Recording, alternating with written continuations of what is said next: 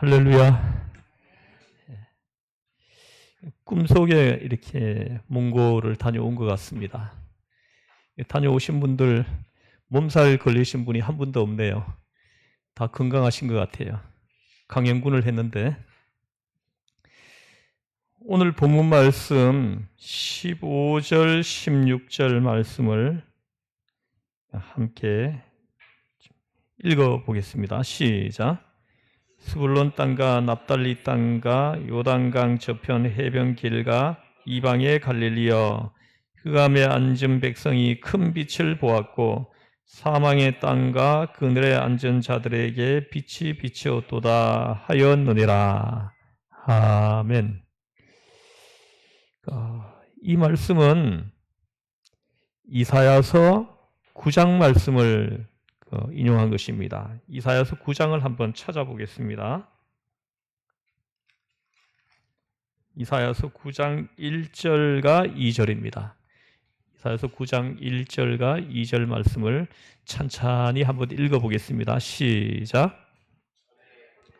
자들에게는 흑암이 없으리로다. 옛적에는 여호와께서 스불론 땅과 납달리 땅이 멸시를 당하게 하셨더니 후에는 해변길과 요단 저쪽 이방의 갈릴리를 영화롭게 하셨느니라. 흑암에 행하던 백성이 큰 빛을 보고 사망의 그늘진 땅에 거주하던 자에게는 빛이 도다. 아멘. 마태가 이사야서 9장 1절 2절 말씀을 인용해 가지고 예수님께서 공생의 사역을 시작할 때 이 말씀을 인용해서 공생의 사역을 알리고 있습니다. 9장 1절에 보면은 흑암에 행하던 백성이 큰 빛을 보고 사망의 그늘진 땅에 거주하던 자에게 빛이 비치도다. 아멘.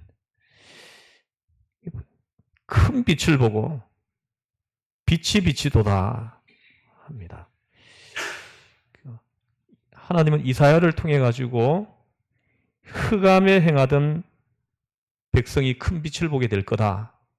사망의 땅과 그늘진 곳에 앉아 있는 사람들에게 빛이 비치도다.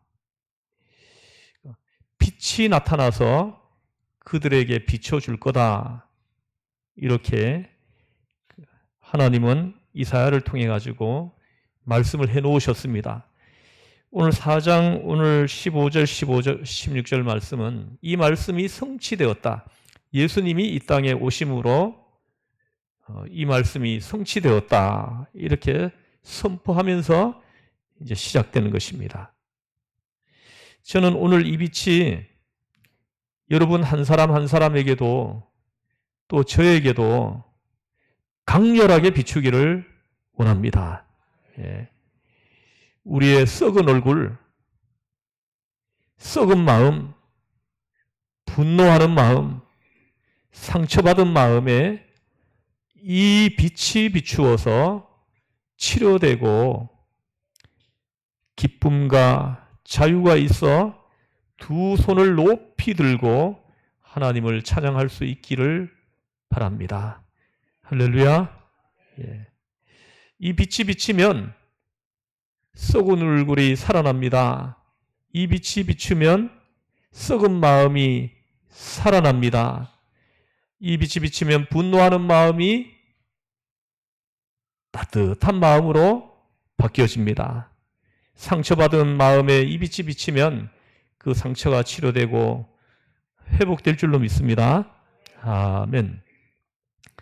사탄에게 3번이나 무서운 시험을 받은 예수님은 시험을 마치시고 본격적인 사역을 시작하게 된 바로 그때에 마태는 선지자 이사야의 말씀을 인용하여 예수님이 33년 동안 이 세상에서 하신 역할이 무엇인가를 단 몇 마디로 요약을 해주고 있으신 것입니다. 흑암에 앉아있는 백성에게 예수님은 큰 빛이시다. 사망의 땅과 그늘진 땅에 앉아있는 백성에게 예수님은 큰 빛이시다 하고 예수님을 소개하고 있으신 것입니다.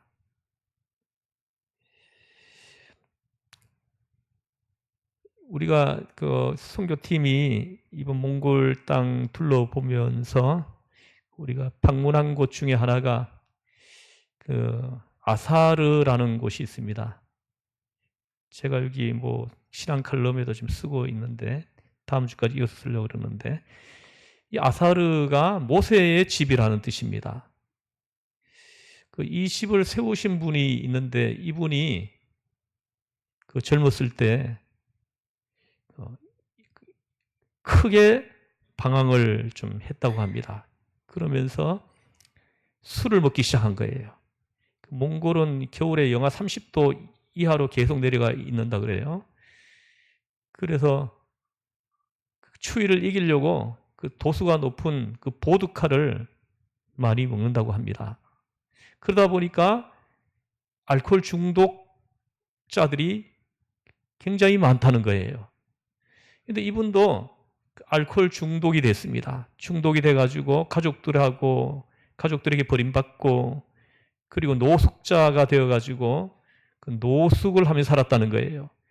그때 누군가가 이분에게 예수님을 전해줬다는 거예요. 이분에게 예수님 이야기를 해줬다는 겁니다. 근데 놀랍게도 예수님 이야기를 해주는데 이분이 예수님을 영접했다는 거예요.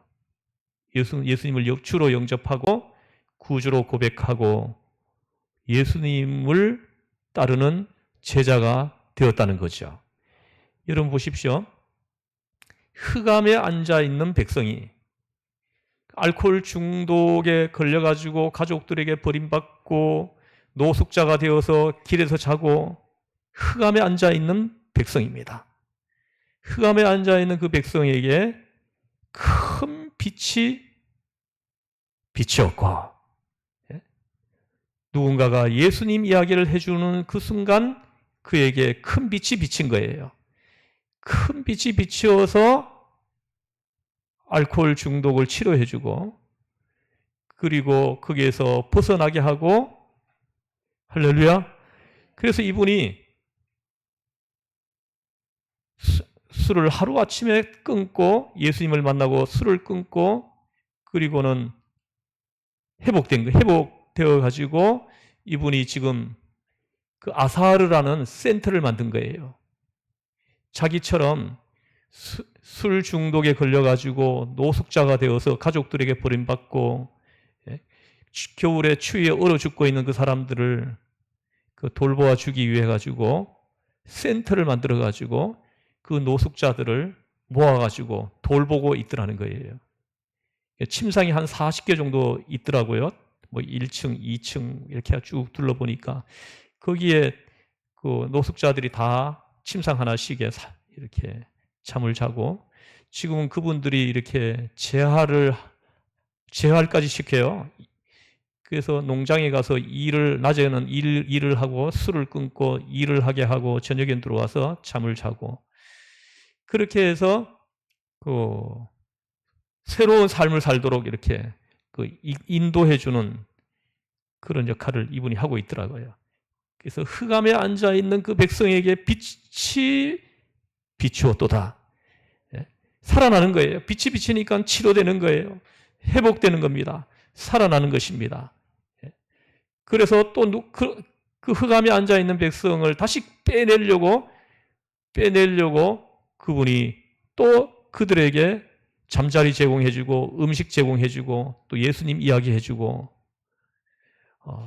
참 감동이 있습니다. 그래서 우리 이번에 선교팀이 마지막 날 우리가 평가회를 하면서 이 아사르를 좀 지원을 했으면 좋겠다, 이렇게 의논을 좀 했습니다. 지금 그 침상이 모자라가지고 건물을 또 하나 짓고 있습니다. 너무 많아서 사람들이 건물을 또 하나 짓고 거기에 채플실을 만들어가지고 지금 모두가 예배 드리게 하려고 건물을 하나 더 짓고 있습니다.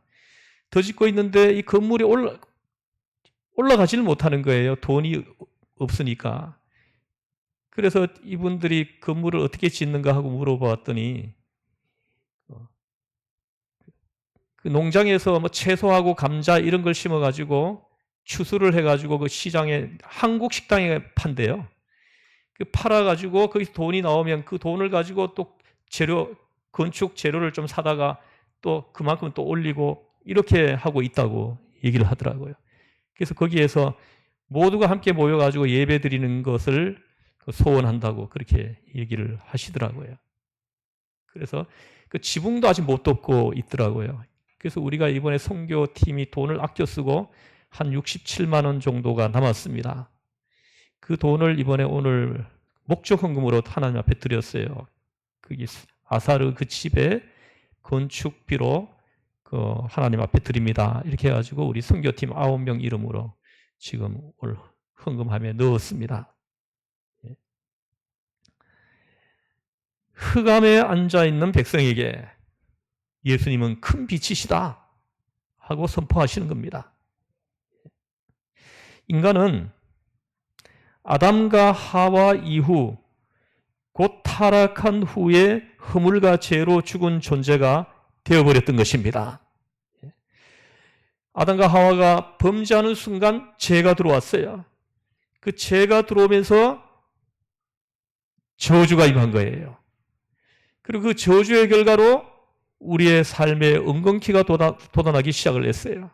그 엉겅퀴로 인해 가지고 저와 못 살던 부부가 피 튀기는 싸움을 하고 나라와 나라가 싸우고 형제가 원수되고 이게 다 엉겅퀴입니다. 저주의 결과물들이에요. 그리고 결국은 사망에 이르게 되었다. 로마서 5장에서 그렇게 말합니다. 흑암에 앉아있는 백성이 되었다라는 것이죠. 그 타락한 후에 허물과 죄로 죽은 존재가 되었습니다. 성경은 이것을 가리켜 흑암에 앉은 백성이라 하십니다. 즉 죽음 안에 있는 존재요 어둠 속에 속한 존재란 뜻입니다. 사람이 죄를 지으면 죽어서 지옥에 가는 것이 아니라 이미 지옥에 있는 존재라고 말씀하시는 겁니다. 타락한 인간은 사망의 음침한 골짜기에서 방황하며 서로 미워하며 시기하며 죽이고 있습니다. 아버지가 자식을 죽이기도 하고 자식이 아버지를 죽이기도 하고 남편이 아내를 죽이기도 하고 흑암에 앉아있는 백성들입니다.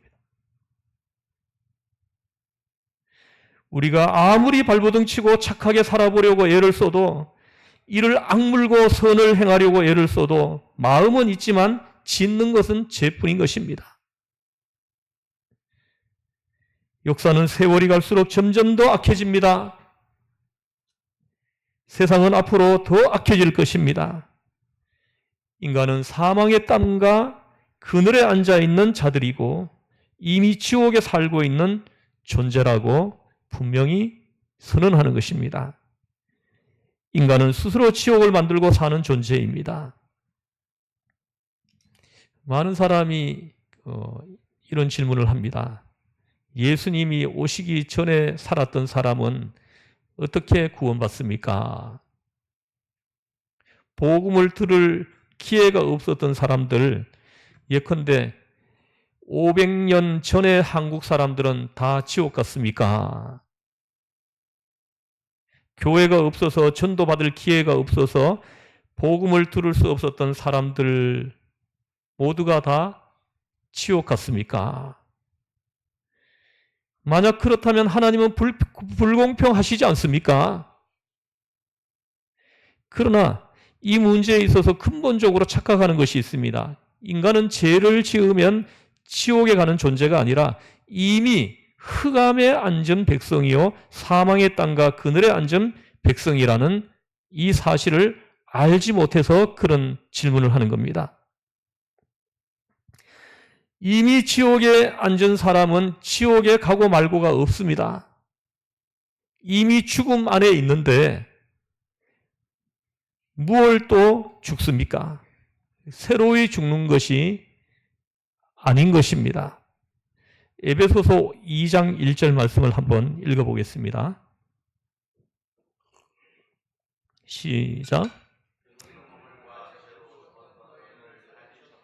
아멘. 그는 허물과 죄로 죽었던 너희를 살리셨도다. 다시 한번 크게 한번 해보겠습니다. 시작. 그는 허물과 죄로 죽었던 너희를 살리셨도다. 아멘. 허물과 죄로 죽었던 너희라고 분명하게 말씀하고 있는 것입니다. 이미 우리는 죽은 사람들이에요. 예수님 그 빛이 비치기 전에는 그 빛이 비쳐가지고 살아난 것입니다. 구원을 받은 것입니다. 그러면 예수님은 누구십니까? 흑암에 있는 자에게 참 빛이요 사망의 땅과 그늘에 앉은 자에게 구원자이십니다. 할렐루야. 예전에 그 필리핀에서 배가 난파되어 가지고 인류 역사상 최대 인원이 죽었다는 보도가 있었죠. 배가 난파당하자 구조선이 급하게 달려왔습니다. 와보니 사람들이 죽어가고 있습니다. 이미 죽은 사람들이 허다하게 죽어 있습니다. 다행히 아직까지 죽지 않았던 사람들은 구조를 받아서 살게 된 것입니다. 여러분, 구조선이 오기 전에 사람들은 다 어떻게 되었겠습니까? 죽었죠? 그게 불공평합니까? 배가 파손되는 즉시 구조선이 와야 한다고 말해야 되겠습니까? 그래서 한 사람도 안 죽게 해야 된다, 이렇게 말을 해야 되는 것입니까? 아닙니다. 반대로 그럼 구원받은 사람은 무엇입니까? 참으로 감사하죠. 그 배가 난파되어 가지고 다 죽어가고 있는데 더러 살아남은 사람이 있는 거예요. 그리고 구원받은 거예요. 얼마나 감사하겠습니까? 참으로 감격스럽지 않겠습니까? 이 기막힌 상황 속에서 감사하게도 내가 죽지 않고 있다가 구조선이 와서 살아났으니 얼마나 감사한 일입니까? 오늘 내가 예수 그리스도를 믿고 구원받은 것은 기적 중의 기적입니다. 여러분에게 누군가가 예수님을 이야기해 주었다는 것은 축복이고 은총입니다. 그보다 더 큰 축복은 누군가가 나에게 예수님 이야기를 해줄 때 거부감이 안 생기고 그 예수님을 내가 주로 영접했다는 거예요. 이것이 가장 큰 축복이라는 겁니다. 우리 인생에서 받을 수 있는 최고의 은총이고 가장 큰 축복이라는 것입니다. 그렇게 많은 사람에게 예수 그리스도를 전해주었지만 믿지 않는 사람들이 얼마나 많습니까? 우리나라 사람들은 예수 이름을 한 번도 들어보지 않은 사람은 없을 거예요. 아마 갓난 애기들만 빼고 거의 모든 사람이 예수님 이야기를 다 들어본 사람들입니다. 그런데도 영접 안 하잖아요. 빛이 비쳤는데도 빛 앞으로 안 나오는 거예요. 그런데 우리는 예수님을 주로 영접하고 빛이 비칠 때 그 빛 앞에 나왔다는 것입니다. 이것이 은총이고 축복이라는 것입니다. 할렐루야. 우리가 얼마나 큰 복을 받은 사람인지 모르는 거예요. 이 땅에서 어떤 큰 집에 사느냐, 큰 사업을 일으켰느냐, 이런 것이 문제가 아니라 나에게 흑암에 앉아있는 나에게 빛이 비칠 때 그 빛 앞으로 내가 나갔다는 이 사실이 얼마나 큰 축복인지 그걸 여러분들은 간증하셔야 할 것입니다. 여러분 보십시오. 구원받은 사람들이 왜 최선을 다해서 선교사를 파송합니까? 돈이 남아서입니까? 예수 그리스도 외에는 구원이 없다는 걸 정확하게 알고 있기 때문입니다. 길이요 진리요 생명 되신 예수님을 만났기 때문인 것입니다. 그래서 한 사람에게라도 더 예수님 이야기를 전해주게 하기 위해서 그 많은 돈을 들여서 선교사를 파송하는 겁니다. 예? 돈이 남아서입니까? 아닙니다. 예수 그리스도 외에는 구원이 없기 때문입니다. 이걸 알기 때문에 생명을 걸고 복음을 전하고 또 복음 전하는 사람을 파송하고 보내는 것입니다.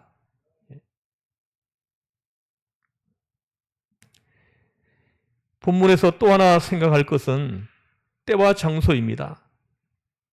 12절 전반부는 때의 문제이고 후반부는 장소의 문제입니다. 한번 읽어보겠습니다. 시작. 예수께서 요한이 잡혔음을 들으시고 갈릴리로 물러가셨다가 13절, 15절까지 읽어보겠습니다. 나사렛을 떠나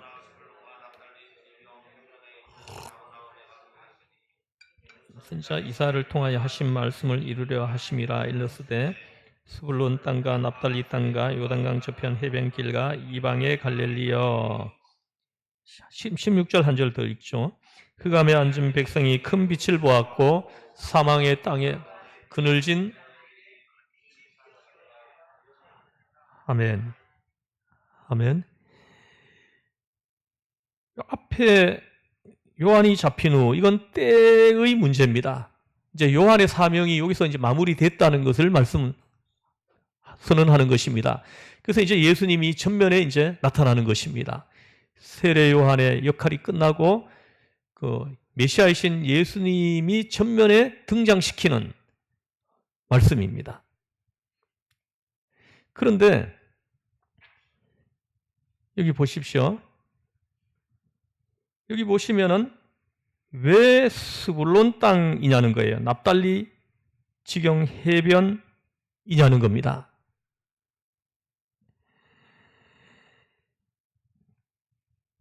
여러분 보십시오. 여기 보시면은 여기서 스불론 땅과 납달리 땅은 이방 땅입니다. 유대 땅이 아니에요. 그래서 이방 땅에서 예수님의 공생애를 시작하겠다는 겁니다. 이 말씀은 무슨 말씀이냐 하면은 이 복음이 유대인들뿐만 아니라 이방인들에게도 복음이 전해지고 이방인들, 흑암에 앉아있는 그 이방인들에게도 빛이 비칠 것을 알려주시는 것입니다. 그것은 바로 복음이 이스라엘만의 복음이 아니라 전 인류의 복음이라는 것을 지금 선포하시는 것입니다. 유대인들만의 복음이 아니라 모든 인류에게 필요한 복음이라는 것을 선포하시는 것입니다. 사랑하는 성도 여러분, 어느 날 우리는 생의 마지막 순간에 예배 드리는 날이 올 것입니다. 하나님의 때를 잘 분별해야 합니다. 뿐만 아니라 하나님의 섭리에 따라서 내가 사는 장소와 위치를 잘 선택해야 합니다. 여러분, 어디에 있다가 이 땅을 떠나시겠습니까? 잘 생각해야 돼요. 술집에 앉아 있다가 떠난다면 어떻게 되겠습니까? 우리가 어디에 머물러 있다가 떠나는 거, 이게 얼마나 중요한지를 생각하셔야 합니다. 또 하나 생각할 것은 예수님의 복음 선포입니다. 17절 말씀 한번 읽어보겠습니다. 시작. 예수께서 비로소 전파하여 이르시되 회개하라 천국이 가까이 왔느니라. 아멘. 여기서 중요한 단어 하나는 전파하여입니다. 전파하다라는 말은 선포하다, 설교하다, 나타내다 하는 뜻입니다. 예수님의 사역은 세 가지입니다. 가르치고 전파하시고 병 고치시는 사역입니다. 이 세 가지를 공생의 기간 동안에 계속했습니다. 가르치고 전파하고 병 고치고. 예수님의 사역 중 가장 중요한 사역이 바로 복음을 선포하는 설교 사역이었습니다. 설교란 분명한 사실을 선포하는 것입니다. 어떠한 가설이나 가상의 사건을 말하는 것은 설교가 될 수 없습니다. 예수님의 설교는 자기의 뜻을 말하는 것이 아니라 하나님의 뜻을 말하는 것이었습니다. 하나님에게 위탁받은 것을 증언하는 것이 바로 설교입니다. 하나님이 나에게 위탁하시고 저는 위탁받아가지고 여러분들에게 말씀을 또 전하는 것입니다. 이게 설교입니다. 근데 오늘 본문에서 예수님의 설교는 아주 간단해요. 두 가지입니다. 하나는 뭐냐면 회개하라입니다. 이 회개란 죄에서 돌이키고 예수님의 이름으로 변화되는 것입니다. 흑암에서 큰 빛으로 나오는 것이 회개입니다. 아까 그 아사르 책임자이신 그 지도자 그분이 흑암에 앉아 있었습니다. 술 중독에서 벗어나지 못해가지고 흑암에 앉아서 누군가가 예수님 이야기를 해주었고 빛이 비추었습니다. 그는 거기에서 나왔다는 거예요. 이게 회개예요. 그 흑암에서 빠져나온 거, 이게 회개인 것입니다. 회개했다고 하면서 흑암에 계속 앉아있는 사람들이 있어요. 참 불쌍한 사람들입니다. 회개란 성격의 변화요, 생각의 변화요, 의견의 변화요, 방법의 변화요, 삶의 변화입니다. 이게 회개예요. 회개는 이런 변화가 나에게 찾아와야 이게 회개인 것입니다. 눈물을 흘리며 누가 인정하든 안 하든 내 양심 앞에서, 성령 앞에서, 하나님 앞에서 회개할 것을 다 회개하는 것이 진정한 축복인 것입니다. 물질적 축복이나 병고침 받은 것도 중요하지만 더 중요한 축복은 회개임을 분명하게 말씀하시는 겁니다. 흑암에서 빠져나와야 돼요. 그래서 예수의 사람으로 살아가야 됩니다. 이것이 회개라는 것입니다. 회개하는 자에게 하나님의 성령이 임합니다. 할렐루야. 그 다음에 두 번째 예수님의 메시지는 천국이 가까이 왔다 합니다. 첫 번째는 회개하라. 두 번째는 천국이 가까이 왔다. 이것은 메시아가 지금 왔다는 것입니다. 지금 메시아이신 예수님이 지금 우리 곁에 오신 겁니다. 이걸 선포하는 거예요. 천국이 가까이 왔다는 거예요. 구세주가 지금 여기 있다는 뜻입니다. 그러면 여기서 천국은 무엇입니까? 천국은 장소의 개념이 아니라 통치의 개념이라는 걸 우리가 깨닫습니다. 예수 그리스도가 이 땅에 오셨습니다. 예수 그리스도가 우리 가운데 있습니다. 천국은 이미 왔습니다. 그러니까 회개하라고 하시는 것입니다. 지체하지 말라고 하십니다. 여러분, 회개는 지체해서는 안 됩니다. 말씀을 들으면서 곧바로 시행되어야 되는 것입니다. 천국의 주인은 누구이십니까? 하나님이시며 예수 그리스도이십니다. 이 시간 우리의 영안이 떠져서, 여러분의 영안이 열려서 예수님이 지금 우리와 함께 계시는 것을 볼 수 있기를 바랍니다. 빛이신 예수님, 그 빛이 여러분에게 지금 비추이고 있어요. 빛이 비칠 때 빛 앞으로 다 나오는 여러분 모두 되시기를 바랍니다. 그분 앞에 무릎을 꿇으십시오. 회개하십시오. 예수를 구주로 영접하십시오. 겸손해지십시오. 수고하고 무거운 짐들도 그분 앞에 내려놓으십시오. 내가 짊어지고 힘들어하지 마시고 주님 앞에 내려놓고 되어지는 모든 것들을 주님의 뜻으로 받아들이십시오. 그래서 치료받고 새 사람이 되기를 주의 이름으로 축복합니다. 변하지 않고서는 새 사람이 되지 않습니다. 겸허히 무릎 꿇고 기도하십시오. 자기를 돌이켜보고 정리하고 새 마음으로 하나님이 주시는 축복과 은총의 삶을 살 수 있도록 여러분 회개하시기를 주의 이름으로 간절히 권면합니다. 기도하시겠습니다. 하나님 아버지, 우리는 죄인입니다. 죄인임을 주님 앞에 고백합니다. 빛이신 주님 앞에 나아갑니다. 빛이신 주님께서 우리를 긍휼히 여기시고 그 빛으로 우리의 모든 죄를 태워주시고 씻어주시고 정결하게 하시고 깨끗하게 하시고 거룩하게 우리의 영을 회복시켜 주시옵소서. 우리를 죄에서 구원하신 예수님의 이름으로 기도드리옵나이다. 아멘.